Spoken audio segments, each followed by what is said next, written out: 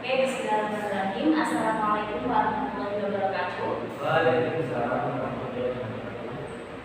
Perkenalkan, kami dari kelompok 9 akan melakukan podcast ya pada siang hari ini yang beralamat dari saya sendiri Aisyah Sofutri 3521. Saya Rafi Adi Prabowo dengan titik dari 21 pasal 91. Saya Nazwan Alif dari Unit 35 pasal 65. Jadi langsung saja ya untuk podcast kali ini kita yaitu ada podcast kita kali ini itu adalah tentang hadis dakwah. Di sini kita akan menjelaskan mengenai hadis mengenai akademi yang kajian haji. Jadi sebelum itu saya akan bacakan apa namanya di sini ya.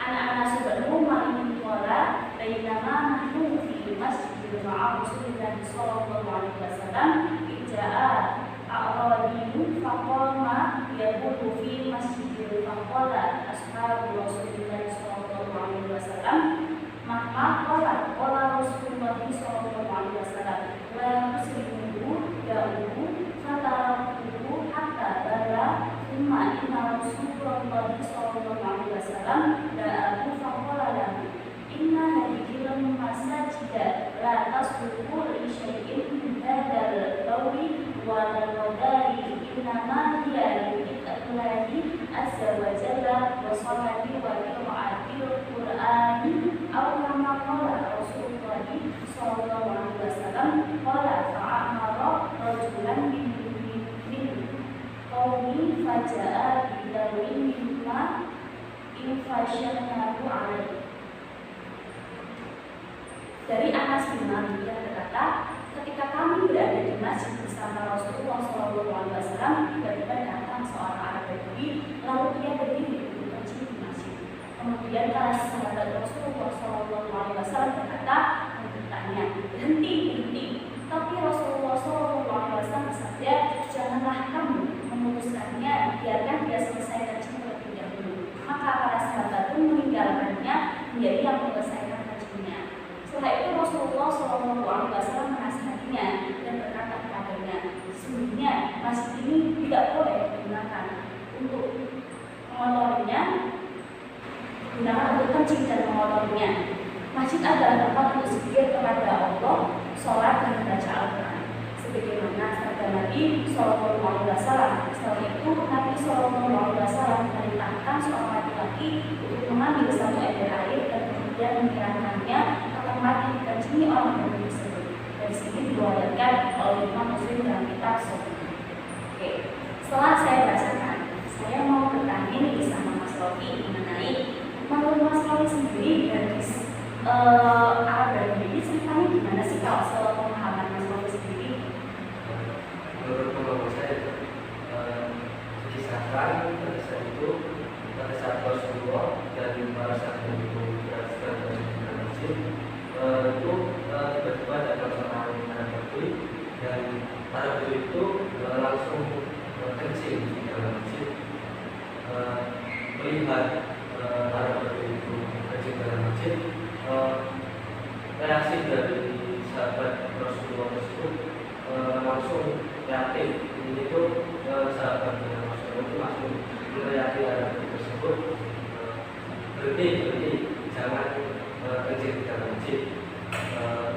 Dan tersebut itu kemudian Rasulullah SAW itu melarang dengan ucapan beliau, melarang para sahabatnya yang tadi melihat Arab tersebut supaya tidak melanjutkan perkataan tersebut atau larangan tersebut, supaya dan membiarkan Arab tersebut supaya kencing dan kencing.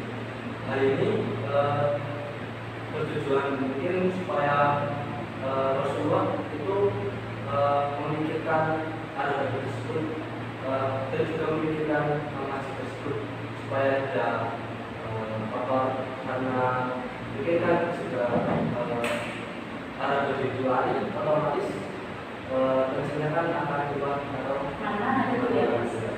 dan setelah Rasulullah melarang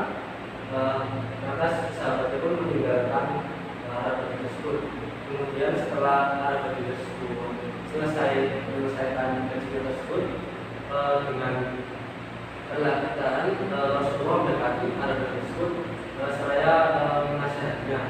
Dalam kisah itu Rasulullah itu bukan memanggilnya, justru Rasulullah menasihatinya dengan perkataan beliau yang sangat lembut. Wahai anak kecil, sesungguhnya masjid ini adalah tempat yang suci, tempat untuk sholat, dan tidak boleh untuk jadi sebuah masjid maupun kecil yang tadi cara dilakukan. Melihat kemudian dari hal tersebut itu ada baju itu kan yang tadi dia mengira Rasulullah juga mendekati itu ingin mengalihnya karena yang tadi berusaha tadi itu juga marah ya karena ada baju tersebut kecil di dalam masjid. Tapi Rasulullah ini beda, Rasulullah justru mendekatinya dan memberikan sebuah nasihat. Tapi nasihat itu dengan cara beliau yang perkataan beliau yang lembut itu jadi itu ada itu merasa apa ya, tidak menekan, itu merasa senang di nasihat Rasulullah. Jadi itu. Oke, kalau menurut Mas dan sendiri gimana tuh kalau pemahaman segi cerita dan hadis ini? Menurut saya memang itu salah karena apa sudah terjadi dalam masjid. Tadi kan Nabi juga itu tidak mengaturnya, hanya menasihatinya karena menunjukkan tentang jika dimarahi orang itu akan takut, otomatis akan lari dan terjadi tersebut akan menyebar kemana-mana yang menjadikan di situ di malah menyebar atau malah bisa lebih bahaya karena itu. Jadi tersebut hanya menasehati dan menyuruh para sahabatnya untuk menyiram air agar lebih gampang dan tidak menghilangkan intinya pada tersebut. Kemudian sama tadi kalau dijelaskan yang namanya saya masih agak bingung sebenarnya kenapa ya kok orang dewasa itu bisa tiba-tiba kencing di masjid. Soalnya orang dewasa itu kan harusnya tahu ya mengenai masjid itu adalah tempat yang suci. Kenapa tiba-tiba di masjid tersebut si orang baru itu langsung kencing itu saja di dalam masjid atau di dalam perjalanan itu ya? Menurut Mas Rofi sendiri ada apa dengan apa dari tersebut? Menurut pengalaman saya orang baju itu merupakan orang yang memiliki keterbatasan ilmu pengetahuan. Dikarenakan mungkin orang baju itu mengira masjid tersebut itu tempat yang biasa-biasa saja, bukan untuk sholat, bukan untuk apa. Jadi orang baju itu kan mengira jika dia kecil itu tidak apa-apa. Mungkin minim pengetahuan. Jadi orang baju itu bisa dikatakan minim pengetahuan, juga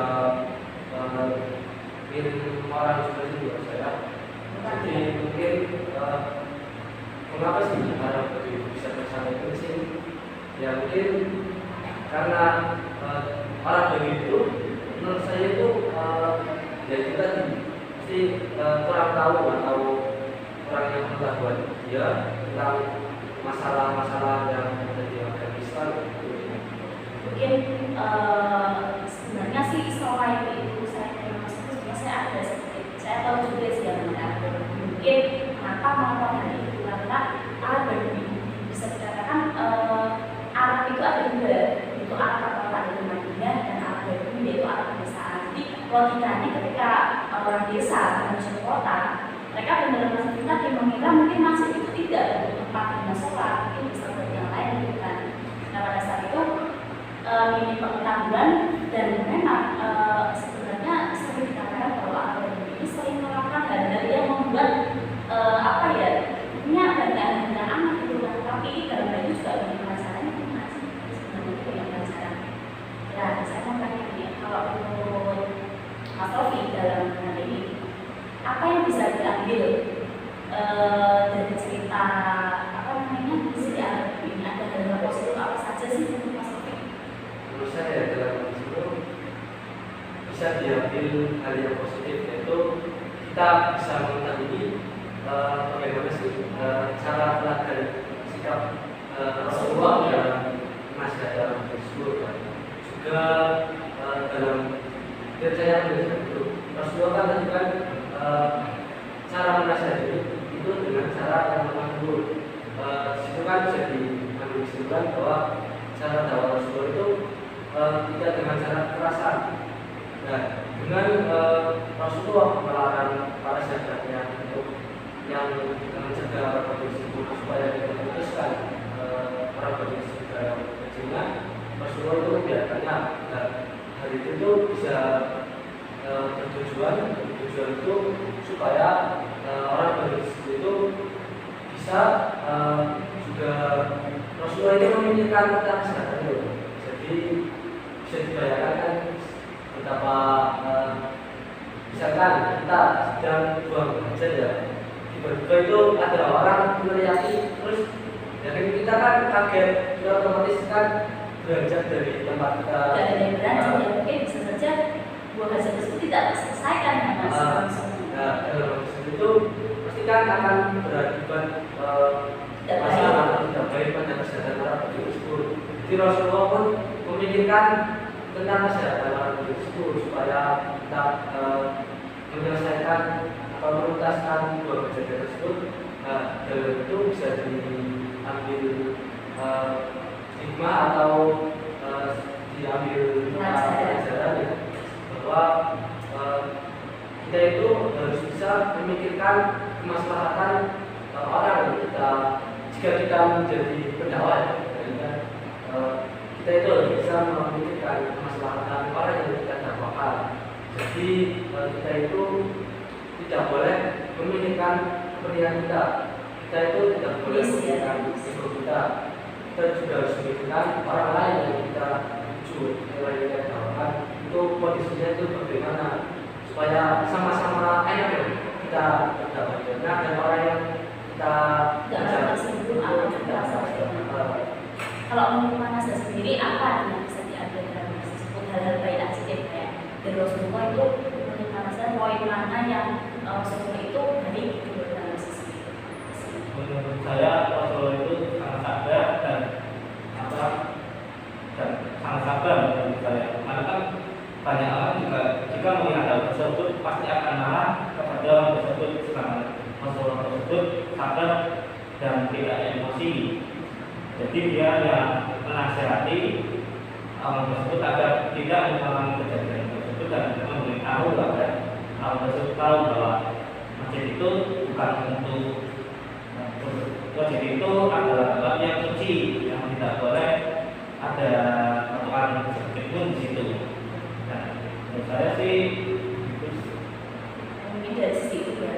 Dan tadi kan kalau saya dengar dari Mas Taufik mengenai kemaslahatan tadi ya, ini daripada kemaslahatan yang di sini diceritakan tentang kalau yang dimaksud dari kemaslahatan itu Rasulullah itu selalu memikirkan apa yang menjadi kebaikan daripada apa yang dinasihatinya itu, ataupun itu melihat kejadian seperti itu, daripada itu ada prinsip yang lain nggak Mas sendiri selain dari kemaslahatan?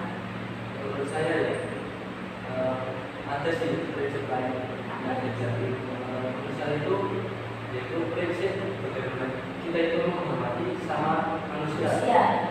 Kan bisa disampaikan tadi oleh Rasulullah ketika tadi kan sudah dibuka kita ya, kalau bisa dibaca kan ada arti yang menunjukkan itu Rasulullah itu memerintahkan para sahabatnya untuk mengambil air untuk menyiramkan air kecilnya tersebut.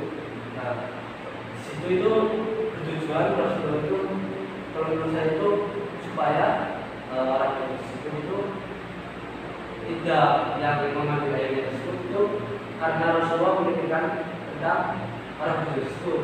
Bisa dibayangkan jika orang tersebut yang mengambil airnya tersebut, otomatis kan kondisi masjid yang ramai dan juga para sahabat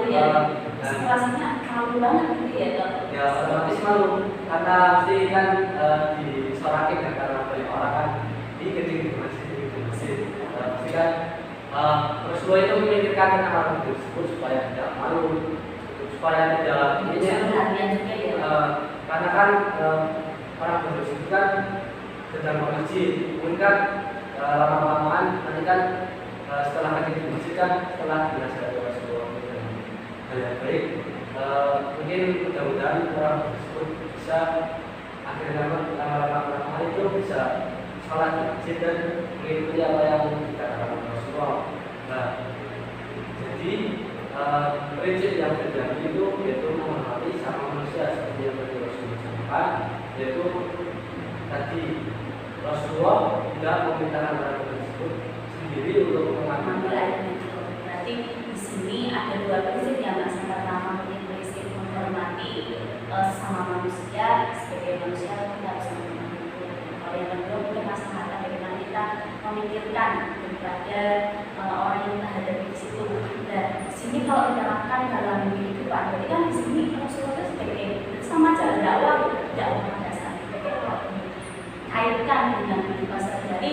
Menghormati kan harus ya mas. Kalau kan namanya juga kita sama manusia, kita kan nggak bisa melihat ketika orang itu salah ataupun apa, kan kita harus bisa tenang, kita harus bisa saling coba melakukan apa yang seperti ini gitu. Kalau yang masyarakat kan paling tidak ketika kita berdakwah di banyak orang dan dakwah juga adalah orang-orang yang kurang baik, kita tidak seperti berdakwah memberikan materi yang mungkin terlalu menyakiti hati mereka. Kita harus tetap memikirkan daripada kebaikan dari situ. Jadi bisa diambil adalah oke, berarti bisa diambil ada dua prinsip ya tadi mengenai hadis tersebut. Yang pertama itu menghormati, yang kedua prinsip kemaslahatan. Dimana kalau menghormati itu kan di dalam namanya juga sebagai hadis itu kan diceritakan bahwa dakwah kayak Nabi itu kan berdakwah, secara tidak langsung kita harus menerapkan dalam kehidupan kita. Sebagaimana kita nanti bertemu dengan orang-orang yang sejenis seperti ayat dan hadis, kita harus saling menghormati, kita harus berlemah lembut dan yang lain. Kalau dalam kemaslahatan kita harus memikirkan daripada orang tersebut untuk kebaikan. Misalnya kita berdakwah, tiba-tiba ada hal-hal yang ternyata yang kita dakwah itu adalah orang-orang yang kurang paham ataupun komplotan seperti apa, kita harus tetap memikirkan kemaslahatannya gitu ya mas. Mungkin itu saja. Apa ada tambahan dari Mas Rafi? Mungkin Cukup kalau dari Mas Arif cukup. Oke, terima kasih. Mungkin itu dari kelompok kami. Alhamdulillah ya mas, masya Allah banget untuk podcast yang hari ini bisa lancar. Kurang lebih mohon maaf. Assalamualaikum warahmatullahi wabarakatuh. Waalaikumsalam warahmatullahi wabarakatuh. Alhamdulillah.